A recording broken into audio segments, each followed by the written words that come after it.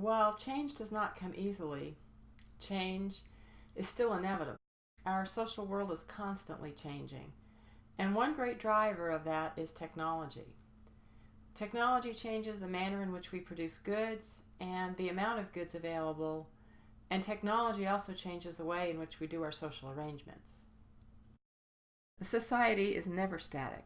We see changes in the law, reactions to who get advantage from those laws and who is disadvantaged, then social movements, sometimes as a reaction to old practices and sometimes as a reaction to new laws and policies.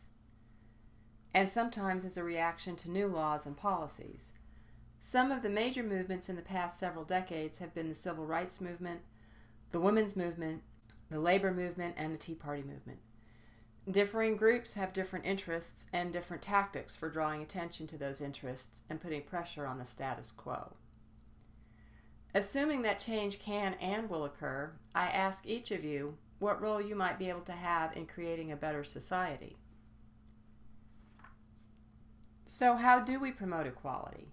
If we want to transform privilege to create better opportunities for all people, how can we do that when inequality seems to be built into the fabric of society, and that it seems that people never want to give up their own personal privileges? We can do a bit of a dance here between the micro and the macro levels of analysis. While many of you are aware of the different movements I listed in the previous slide, the civil rights movement, the labor movement, the Tea Party movement, and you might want to view it from the macro perspective, there's still an individual component to understanding these movements. And that's why I think sometimes the dramatic perspective of a movie like Selma, which depicts the march from Selma to Montgomery, Alabama, and tells you the stories of the individuals, albeit perhaps with a little bit of a dramatic license, but it helps you to see how the micro perspective allows us to understand the individual people and their choices and commitment to a cause, and how that eventually affects the law and the whole nation through the passage of the 1964 Civil Rights Act. And the photo that I used here in this slide is the sit-in at the Woolworth counter in 1960 in Greensboro, North Carolina.